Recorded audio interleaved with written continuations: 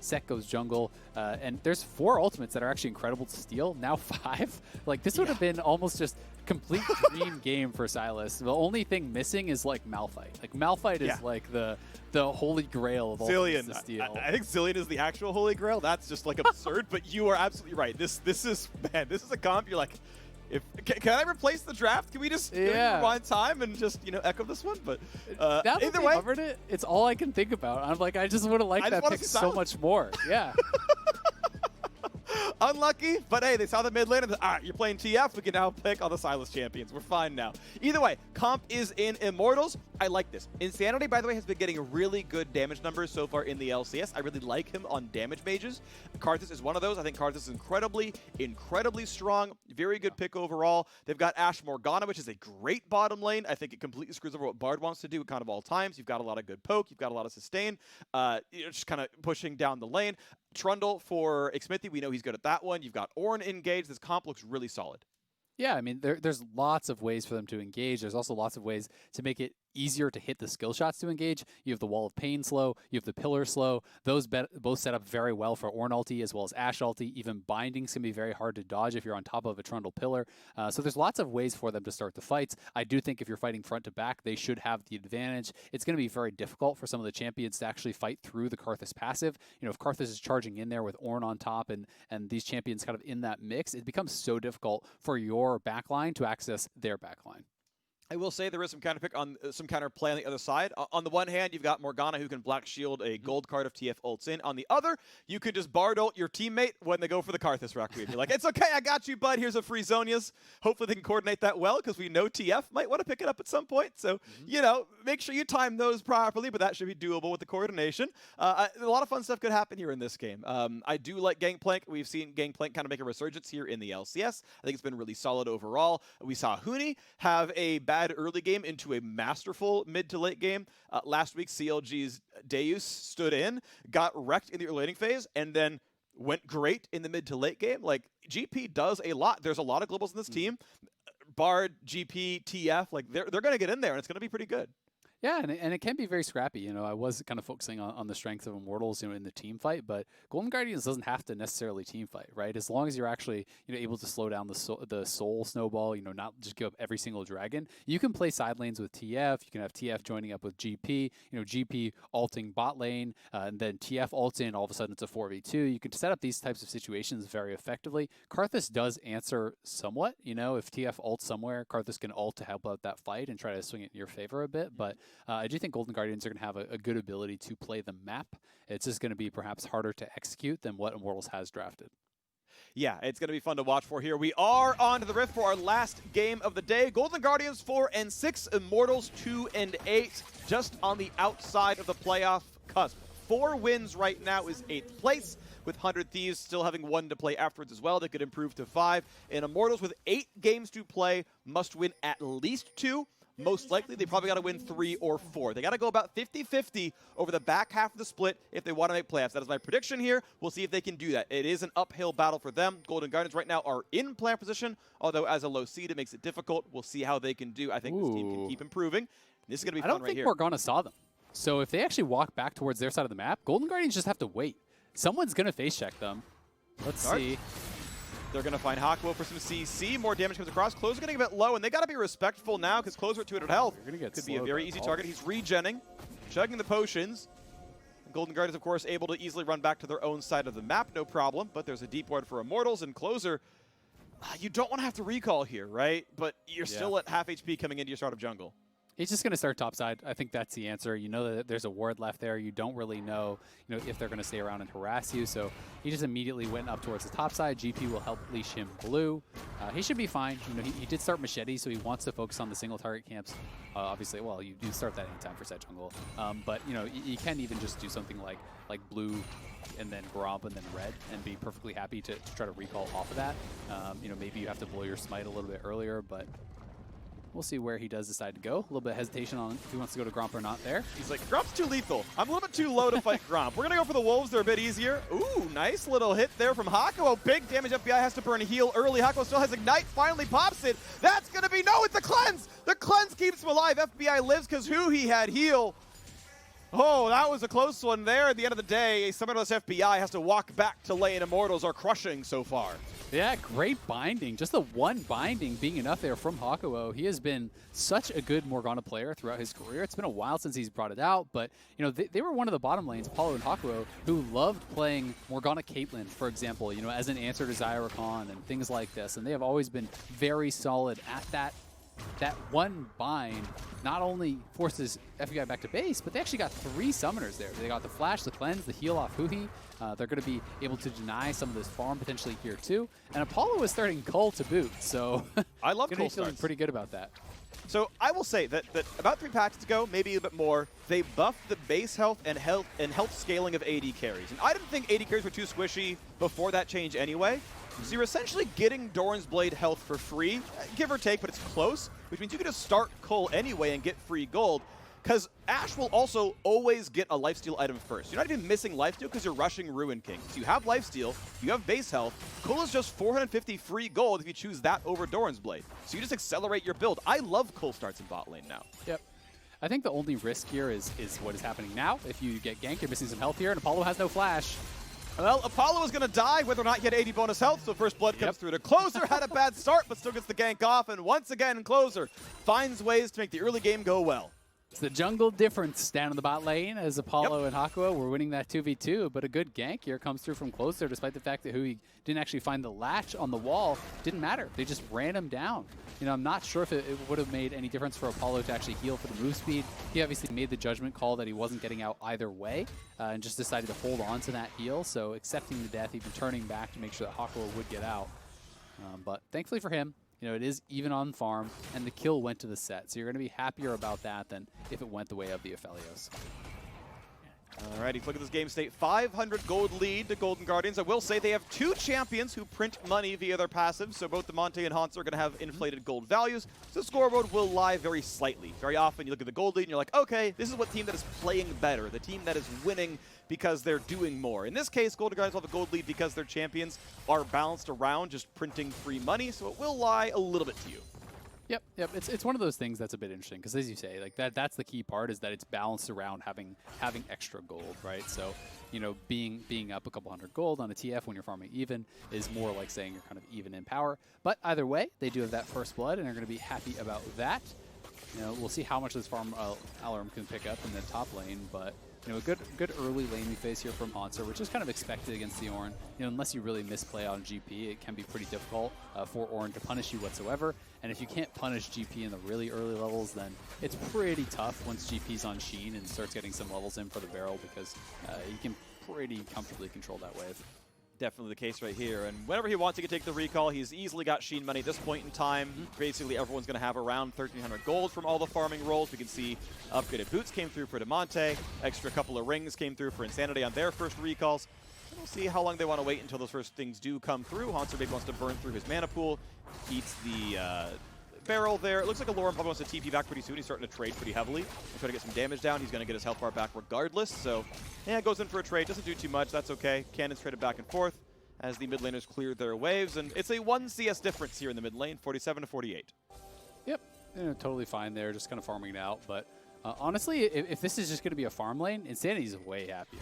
You know, Damonte wants to be out making plays on the map. Insanity just wants to sit here and farm, and he wants to keep the TF locked under his turret. So if you're able to do that on the Karthus, you're in a great spot.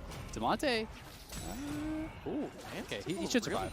Not enough to actually die to the ult, but one more Q actually would have probably meant you could die there.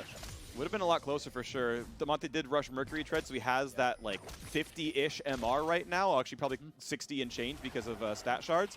But yes, still, it is a threat. It is damaging. It is deadly. Want to point out it is Airy here on the Karthus, not Dark Harvest, that I know is really popular in solo queue. Airy is the stronger one. Nice smite there, at least for pro play, I should say. And it is going to be a bottom scuttle grabbed in the jungle. It's a 2.5 camp lead for Xmithie, although Closer has gotten that gank off. Ulti comes through. Allorim really wants to fight Hauntzer here. Forces the flash out of the Gangplank. Thought it was going to be too much damage. Did not want to lose that much health, although if he had lived, he could always just TP back to the lane.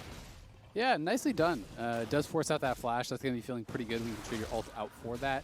And people are obviously going to be fairly nervous about that Ornn all-in, but I think the reason he was respecting it so much was because there is a Karthus in the game, right? And if it is just the Ornn there, then you just take that damage and you heal it back up with oranges, and you farm under your turret, and you're probably not going to die, because without ult, there's really little to no kill pressure from the Ornn.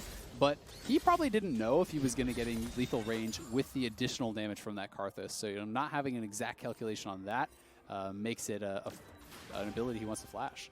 Yeah, definitely a smart choice right there, because you're right. That's the calculation that a lot of players will just kind of forget about. Be like, oh, right, crap, Karthus. Okay, well, mid-diff, I guess, or something. I don't know. But, yeah, I mean, a good play by Hauntzer to have to flash, because you're right. I think it would have put him maybe into lethal range. Yeah. So he has come back, regenning back up, hasn't come back to lane, but still has his Sheen, and the potion's coming in, and he's comfortable enough here.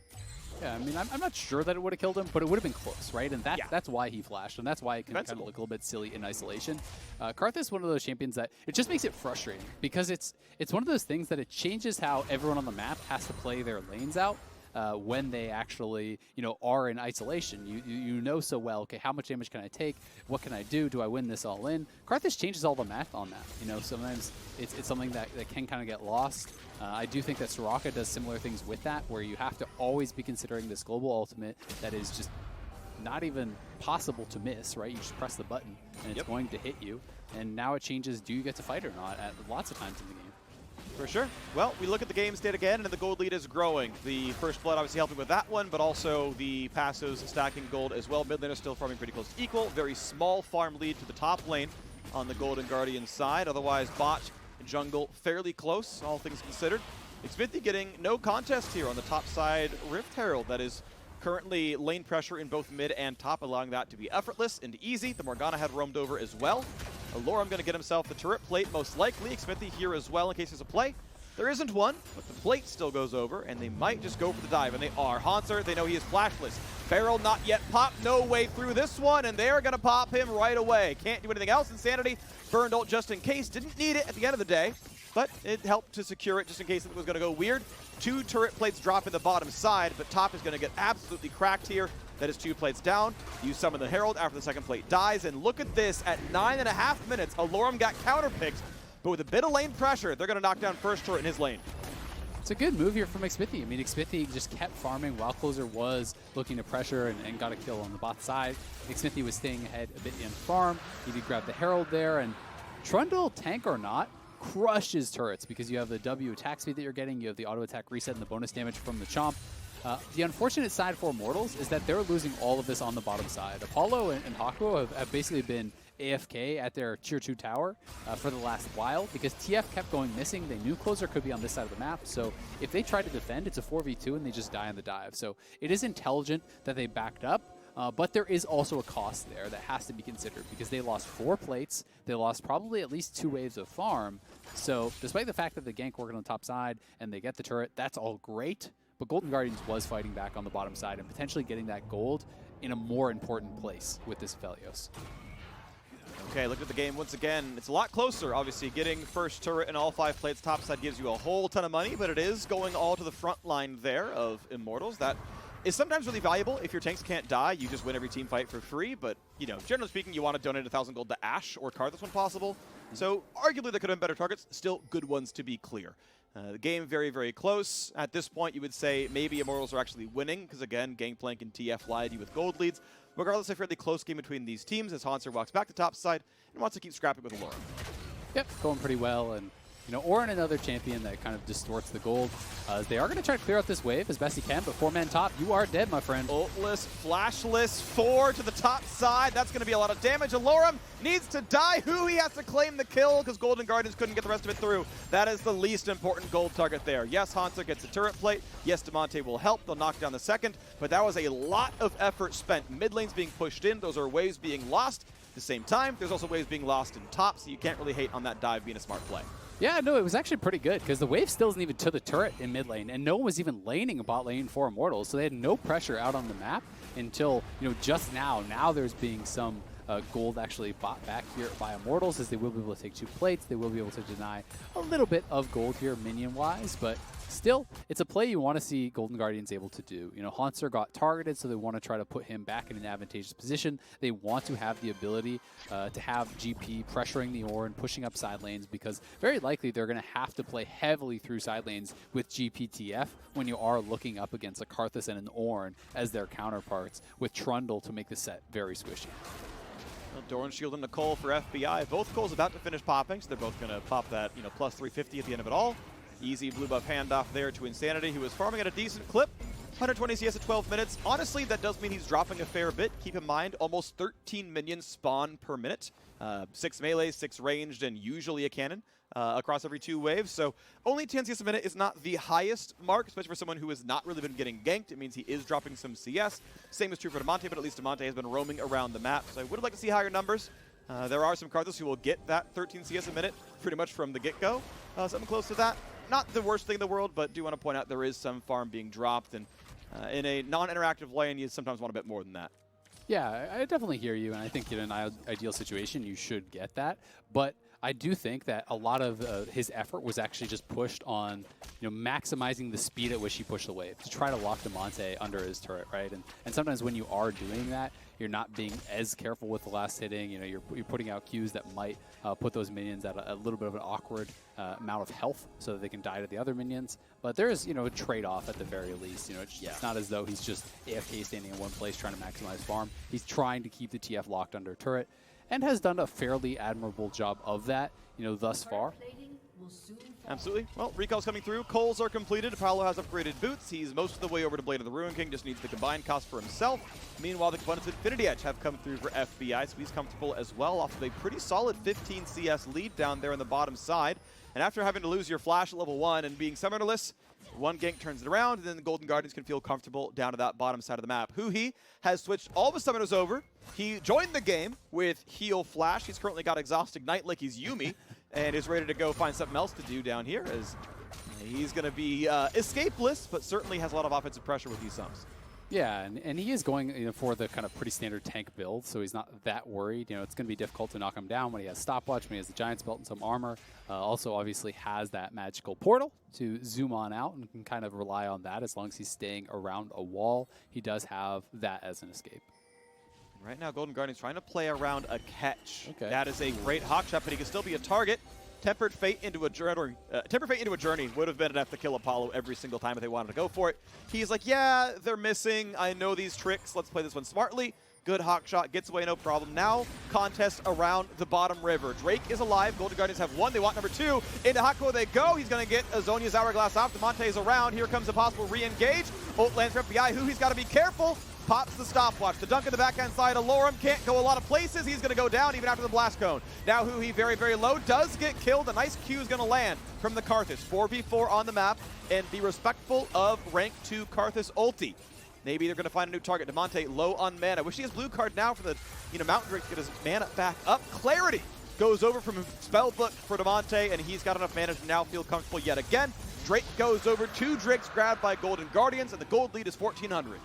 I think it's a smart concede from there for Immortals. Trying to walk through that choke into GP barrels and TF seems like it would be pretty ill-advised. But a good fight there from Golden Guardians. They're able to grab the dragon. They're able to start that off very proactively, utilizing the Bard portal, getting on top of Hakuho. I think he had a good reaction, but the rest of Immortals just couldn't join in as quickly. And Allorim, was pretty ineffective on that TP. He didn't really have a lot of places to TP2, so it's kind of hard to blame him on that one. But he TP'd in. Wasn't even able to really stay around to redirect the ultimate. So here it is one more time. They see Insanity over to the left. They see Xmithie over to the left, and they just straight up go right in. The TP comes through very quickly, and you can see they're able to kind of kite it back and just kind of go straight over onto Allorim, who had TP'd in. He gets focused down, and the GP ultimate was just slaughtering them. As Hauntzer dropped that in the choke, they were trying to move forward to get over to Ornn and help him out, but you just can't walk through the GP ultimate, especially with threat of barrels there too. Yeah, Tempered Fate and a stopwatch bought about 5 seconds for Huhi, and he's like, all right, I'm back out. Put the ulti down. I'll camp. It's cool. We're good.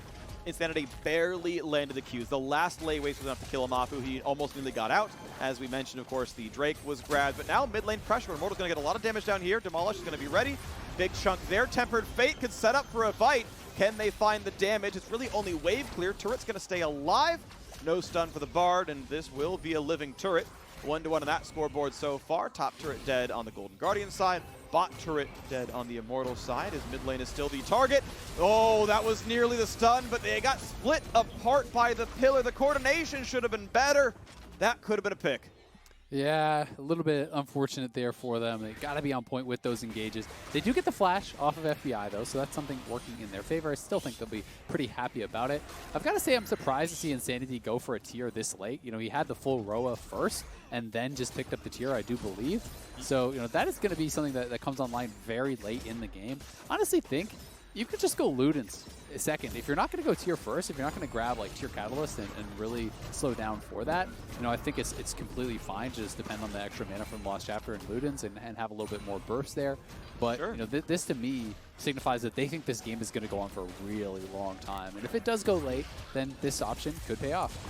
Yep, and that's the risk. And that's always what's interesting about item choices. I'm like really happy with how the Mage item rework happened, you know, 2 years ago. It's, well, yeah, maybe Karthus only is the only champion who will make this choice second, but I'm glad there are options. It's like, well, which one do I want? Because I want 20 CDR, I want my ult off cooldown.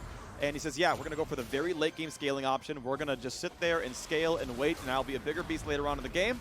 For now, Immortals can feel comfortable. They knock down the mid turret, and they're the first to 2 turret kills on this game. As the jungle is poached around, Xmithie, Smite steals from his own mid laner. He's like, no, no, no, no, no, the chicken is mine. You back off. That is my gold, thank you very much. I respect Next that. spawns in 2. You know, you need to fight for your rights as a jungler. You got to get something. Yeah, I agree. All right, well, Hauntzer getting pretty strong here. Looks like he is probably going towards Essence Reaver second. This is the same build we saw huhi go for earlier. High levels of CDR and really does give you a tremendous amount of burst. Nice ult there, forcing the flash, though, onto Xmithie, and he'll be pushed back quite a bit. Alrighty, well, it's at least flash for flash, as FBI's is still down for about 3 minutes. So that's going to be nice to see, and it does mean that it's going to be flashless on those 2 champions when this next fight begins. 120 left on the Infernal Drake. Golden Guardians already have the first 2. They're stacking them up pretty confidently, and it feels like they're having the easier time in team fights. Turrets have been traded back. It's 2-2 in that scoreboard so far. Kills 3-2. Golden Guardians having a slightly better time there. Really haven't seen a lot of the global TF happen. He's mostly been just accepting waves and wave clearing. He's going for Lichbane with a stopwatch, so if he gets to split push, he can knock down turrets there. So far, though, not happening just yet. Yep, not been able to really get out too much to those side lanes. We haven't seen too many ultimates. A couple proactive plays from them have resulted in some success, but it is one of those situations where I do think Karthus did a good job of kind of just locking him out of the turret. But we could see them try to go more to the side lanes after they knock down this mid lane tier 1. Allorim's here, though, and he wants to engage. Can't find the knockup. Damonte sidesteps without burning even a summoner. Big damage on the turret's going to stay alive, and Pillar plus Wall of Payment to stun. He's got the cleanse, though. Damonte kites away, stays alive. As the the cannon barrage comes down and keeps the Immortals from chasing in. Health bar is fairly low. Golden Guardian still wants to go forward. Closer coming around the wings. He can go for an ult engage, but they caught huhi! And that was huge for Allorim. The dunk comes in for the re-engage, and they've traded that one back. And the pullback, Xmithie is going to drop as well. Golden Guardians lost support and came right back with 2 kills and a vengeance. Yeah, nice little flank there came in from Closer as they killed off huhi. I think that Immortals felt they could move forward and continue to fight this, and instead Closer gets a bigger target. They take down the jungler and the top laner, so it's going to put them at soul point here. And you know, despite the fact that this Karthus is a great scaling pick, it hasn't had that much effectiveness yet. And you know, you're getting to kind of the danger zone where you're at soul point and your opponents are closing in on what is a strong win condition.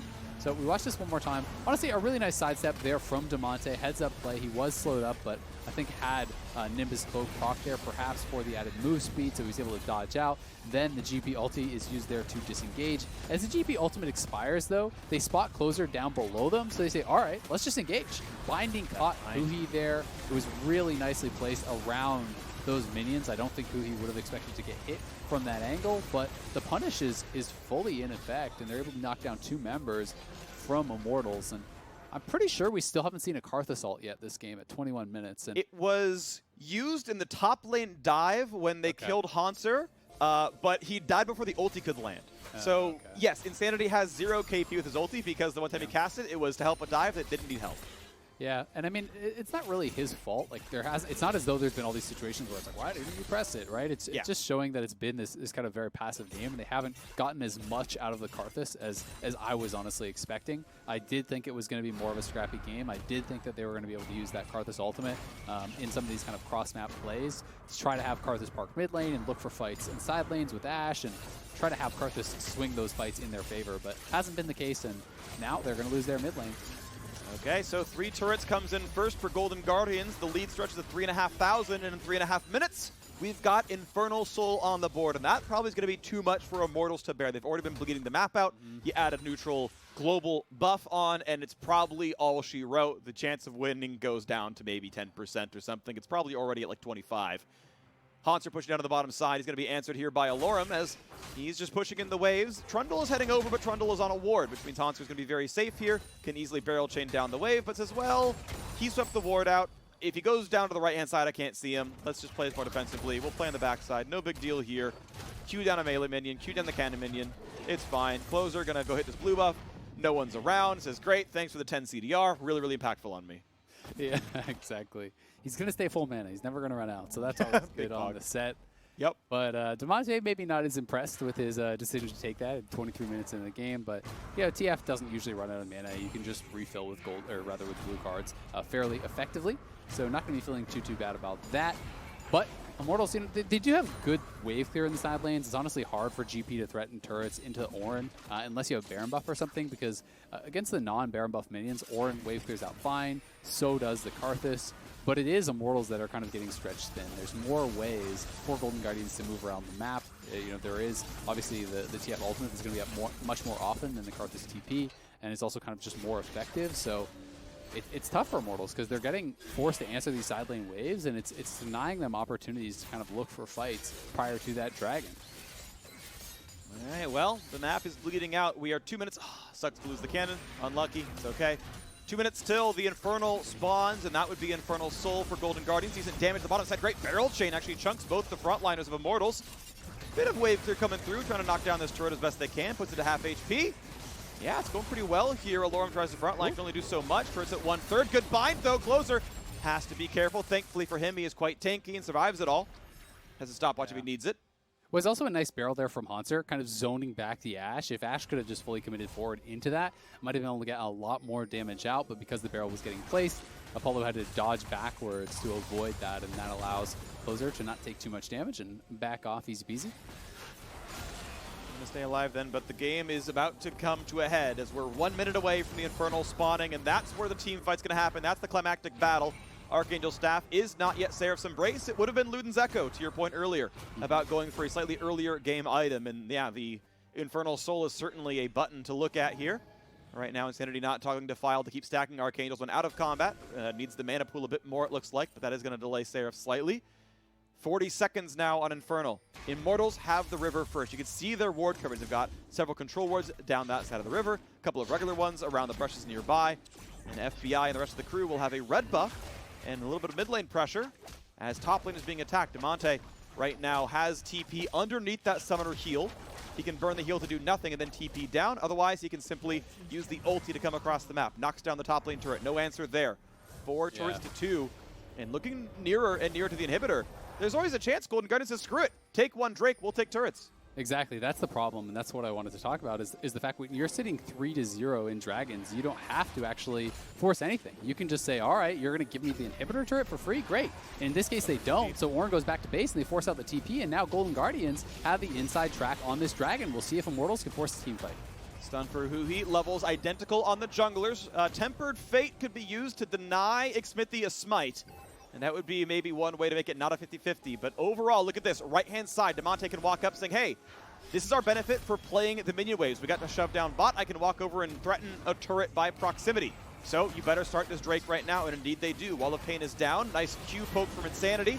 Fight could be coming pretty soon. Here comes the Ornn. Ulti is going to land. It's going to stop it from doing anything. How about the re-engage? Smite comes in. Well done by Xmithie, but he might be killed off for this one. Cannon Barrage comes down. 1-for-0 so far as trade of the Drake. Allorim Flash is trying to get away, but he's been rooted up by FBI, and without any more ways out, a black shield keeps him alive. They break down the black shield, but not in time for the gold card to be stopped. Regardless, he will still go down. 2-0 in the team fight. No jungler, no top laner, no engage tools. It's time to run to Baron. Yep, they're going to be able to trade that Baron. It was a great smite from Xmithie. That could have been Soul and Baron. Thankfully for them, it's not, but now Hakuho caught out here. Oh, he's so dangerously low, but it is going to force him to flash away. Apollo's out of mana. Damonte taking some big hits, though. He's got to be careful. Still could be the target. Xmithie alive in 4 seconds, but Golden Guardians can easily go look at Baron. Early bit of damage comes through. Spellbook Smite, I believe, came through from the TF, and now it's time for the fight to begin. Xmithie is on the way, but he will not be in range in time. The flash in for Apollo. They can just barely get it. He burns down, but it's one traded back. Insanity wants in, and the health bars are low. He had already used the Requiem to get a bit of damage across. 2k health left on Baron. They got to be careful. They got to knock this thing down fast. The smite can come through. It will be grabbed by Closer, but the re-engage could be good enough. A kill could come through. Closer will drop, and then Baron buff is only on 2. And be careful because these guys can chase you down. Immortals have 4 of the 5 alive. But FBI can walk away. TF gives vision, ults away, and look, Golden Guardians, they don't get the soul. The fight goes close, but they grab Baron on 2. They do get Baron, which is pretty good for them. We'll see how well they can use that. It is on TF, which is key, because TF is going to be out in those side lanes, and Aphelios will be with the squad to Baron buff up there. I wonder if Insanity could have played it more aggressively, but we're going to get a replay of this previous fight. Golden Guardians tried to focus down Xmithie, but Xmithie dropped the ulti, healed for a lot with this, and it just barely kept him alive long enough for him to flash back to the dragon after being dunked away, lands the smite. That is critical, because that really did save them from losing the game immediately. But then Allorim just gets chased down, and honestly, it's a really well-timed Black Shield there to immune the Bard Q, to immune that gold card, but Allorim had no way out. They did land some really good poke, though, as the team went over to the Baron, and this kind of scrapping back and forth is really what allowed Immortals to challenge whatsoever. Hauntzer, though, started this out very impressively, lands the barrel chain, flash forward for the auto, he has the Q, the trial by fire is down, and it's just that true damage burn that goes right through the Black Shield, finishing him off. And this is where I wonder, could Insanity not just charge into the pit? Just try to kill Closer, right? Yeah, that is like should've. 2 Qs there. I think if you actually just inted in, sure, you're going to die, but who cares? If you actually land a couple Qs there and kill Closer, you probably have the better chance of actually killing the Baron. And if the TF and the Aphelios actually commits trying to stop you and trying to get it themselves, they probably die too. And there's potentially a pentakill and Baron, right? Like, you don't know if it's going to work out that way, but I just feel like that is one of those things where we've seen Insanity have these aggressive plays that have backfired for him a couple times now in late game situations. And I just can't help but wonder, is this a situation where he has those plays running through his head, that missed shockwave, that messed up his ear shuffle, and is just saying, I don't want to be the reason we lose the game, and as such, didn't go for the aggressive play, and may have done just that. No, I agree completely. That was a missed shot there, and yes, it can be dangerous. Yes, you can make misplays by going too aggressive. That was a play I think he absolutely should have taken, and it would have really changed the course of this game. That said, Baron buff is still on for 30 seconds. Infernal Soul round 2 is in 90. And we can see now that Golden Guardians have knocked down all the Tier 1 and Tier 2 turret. They are still up in kills. They are still up 6,000 gold. The item spikes are coming through. Mortal Reminder done for Hauntzer. Solid 2.5 items there for FBI as the rest of Immortals has to catch up. Insanity is on upgraded Death Crown, though. He is gigantic. This Karthus is 16 with probably about 600 AP right now. The full AP build is online. They did delay Infernal Soul thanks to Xmithie's heroics here. And so the next fight, in 1 minute's time, as Baron buff drops off, is where it's going to really turn its head. Yep, and I think despite the fact that they are down 6k gold, when you added, say, essentially 3,000 plus extra gold worth of value from the Ornn items on Ornn, an extra 1,000 or so on the Blade of the Rune King and the Death Crown, that makes it very close. I do think that this game could potentially just be decided at this next fight. I think that Immortals still have a good shot to actually win if they can continue denying the soul. That is tough to do, and they don't really have any map control. They're being pressured on multiple sides, but that being said, Karthus is ridiculously fed. So yeah, I was levying a little bit of criticism to him. I think he could have been more aggressive. He's still insanely fed. He's at 300 CS. He got a triple kill. He's on those 3 items. And Karthus ult at this point can kill you so easily if you're even a little bit low.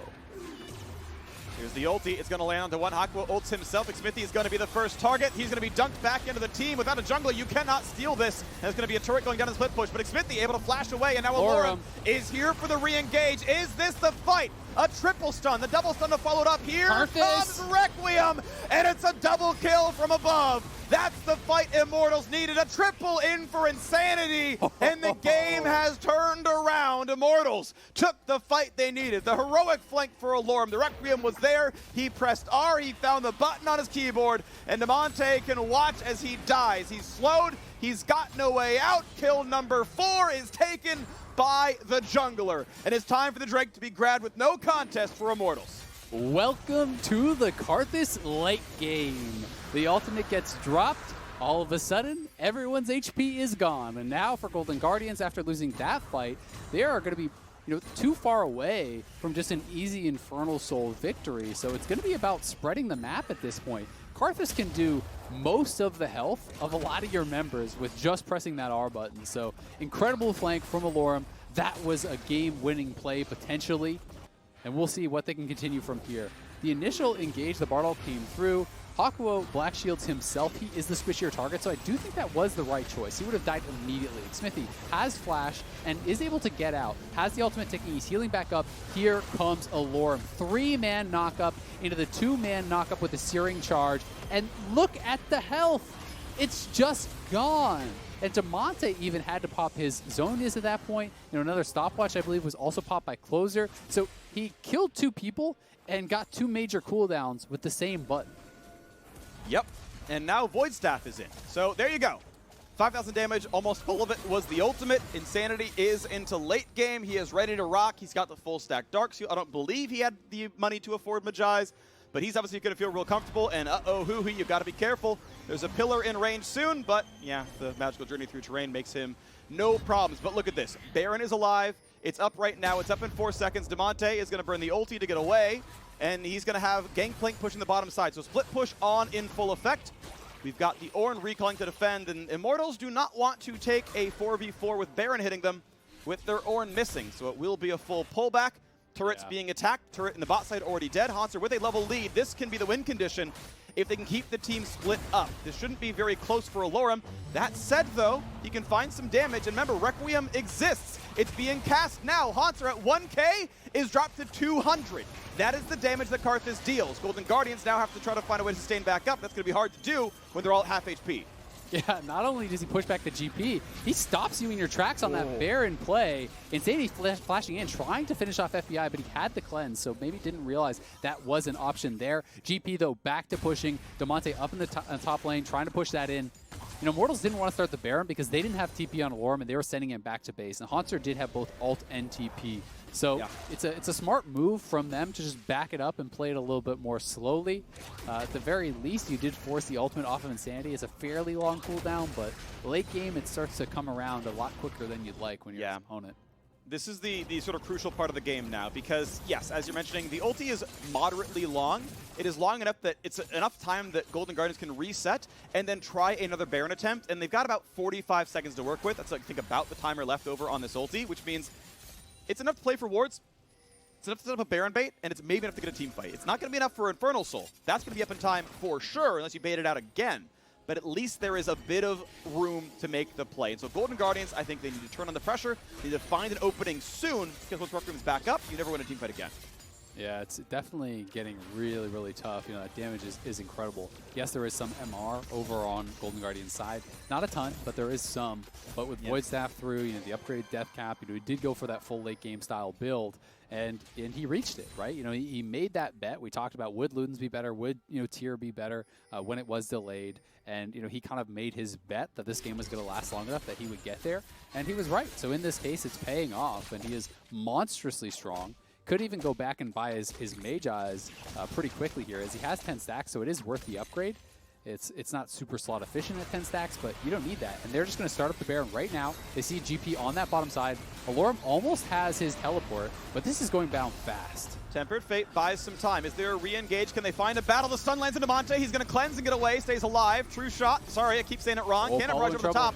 Big damage on Apollo. Will get healed up. This re-engage needs to happen. Insanity dropped low. They need a little bit more damage to kill him off. Keep in mind, Requiem will turn the fight around. They don't quite find the stun. Huhi's getting chunked down. Closer goes in, looks for the dunk. They get the kill into Karthus, but watch out for the re-engage. Requiem's going to hurt a whole lot. When does the stopwatch come down? FBI barely stays alive, but it is enough for Ornn to knock down Gangplank. Now there's a re-engage. Hakuho is low, Closer low as well. Apollo slowed down, but they cannot yet find the re-engage. When do the cards come back out? When can Ashe die? They find a stun, they find a punch. The Ashe won't drop. She's still Oh. staying alive. The Black Shield is on as well, and Apollo can now lifesteal off the wave thanks to the Blade of the Ruin King.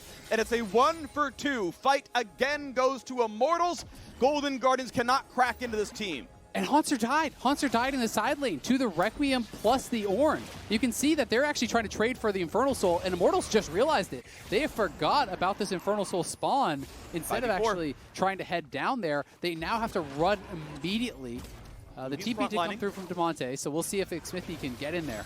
4v3 missing their most important member, though. This fight could be closer than it appears on paper. FBI and Damonte are alive. Insanity is not here. He spawns, he has TP, and he burns it. Damonte, can you catch Hakuho? No, you're slowed by Apollo. Goes for some damage. Re-engage comes in. This is a 5 versus 3. Damonte jukes away from a binding, but be careful. Allorim can still come in. They managed to kite it out. Requiem's still down. Apollo still gets the black shield from Hakuho and is not taken down. So here comes the Infernal fight yet again. Closer is not around. Barrage over the top. Xmithie gets the spike, gets a million health back as Apollo is still alive. One kill comes through, make it a second. There is a fight going well for Golden Guardians as the third Drake goes through for Immortals. When does the gold card come down? They find damage onto Allorim. He's going to stay alive. He cannot find the knockup. He's going to get dropped so dangerously low. FBI tries to kite it out. Xmithie in the front line, but tanks can't kill him. It's the ace, and Golden Guardians may have finally found a late game team fight they can win. The death timers are 50 seconds. If not now, then when? It's time to push in for the base. It is an insane ending here. Golden Guardians will be able to take this. There's no one up for so long. They have the minion wave, and they have done it against the odds here. Immortals was taking over in the late game, but Golden Guardians, they focused on the fight while Immortals had to focus on that dragon, and as a result, they are going to win this game. The crucial Requiem cooldown was not available as Insanity came back in. Golden Guardians said now or never, and it was now. They will take the win. They will improve to 5 and 6.